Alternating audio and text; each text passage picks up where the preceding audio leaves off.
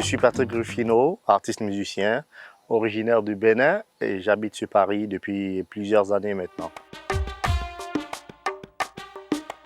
Je mélange presque tous les rythmes du Bénin, en particulier, mais en général les rythmes de l'Afrique de l'Ouest que je mixe avec des sonorités un peu jazz, rock, fusion, des musiques qu'on entend aujourd'hui et qu'on appelle généralement la world music. Sinon, mes influences restent beaucoup plus africaines. J'ai la chance de sortir d'une famille où tout le monde fait un peu de la musique. Hein. J'ai des sœurs qui chantent, mes grands frères qui sont un qui est médecin, qui est juriste. Le premier est guitariste, chanteur, le deuxième est batteur. Et on avait un petit groupe à la maison, on avait l'habitude de s'amuser. Et moi, je chantais quelque part dans la chorale du quartier, je faisais en même temps des musiques traditionnelles dans le quartier. Je pense que l'inspiration est venue très tôt pour que je me dise, je commence à penser à être professionnel depuis l'âge de 12 ans. J'ai côtoyé très tôt des anciens de chez moi, les Polyrythmo, les Sabourin Danielou, Nel Oliver, Stanton, Jonas Pedro. J'ai eu la chance très tôt de les côtoyer, de jouer avec eux, ce qui a fait de moi, voilà, j'étais à la bonne école, quoi. Voilà, c'est ça. J'ai plusieurs sources d'inspiration et de me retrouver au Bénin, ça me donne forcément la force d'écouter encore des choses qui sont brutes. J'ai l'habitude à chaque fois que je viens d'aller voir d'abord mon mentor, Sabourin Danielou, avec qui j'ai fait d'ailleurs un duo qui est sorti il n'y a pas très longtemps.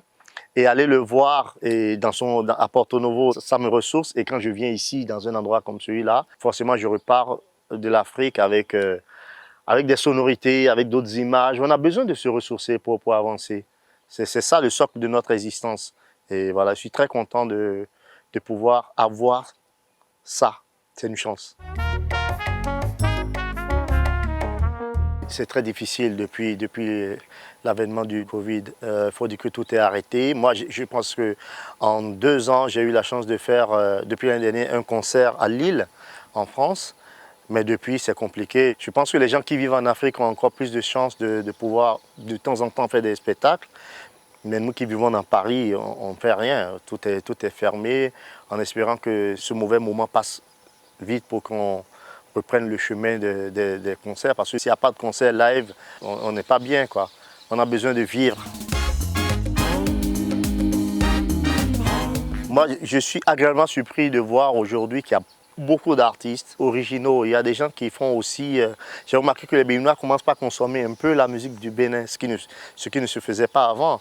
Même si on entend encore un peu de Naija dans des bars ou je ne sais pas, qu'on entend encore de la musique ivoirienne dans certains bars ou congolaises, on entend quand même de la musique béninoise aujourd'hui. J'entends du Sessimé, du Zenab, du Fanico, il y en a tellement et c'est bien. Et aussi les anciens comme Jonas Pedro, J.J. Viquet, Sabourin Daniano, mon boss, et Nel Oliver, tous y passent. Et petit à petit, les choses sont en train d'évoluer et vraiment, je tiens à féliciter les gens qui sont restés sur place et qui se sont battus pour que ça arrive. C'est vraiment très bien.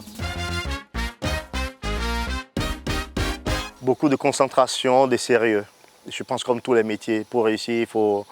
une petite anecdote, c'est quand je voulais choisir la musique, j'ai été voir mon père pour lui dire que voilà, je décide de faire que de la musique et il m'a dit une seule phrase. Il n'y a pas de saut métier. Si tu choisis d'être musicien, je veux que tu sois le meilleur.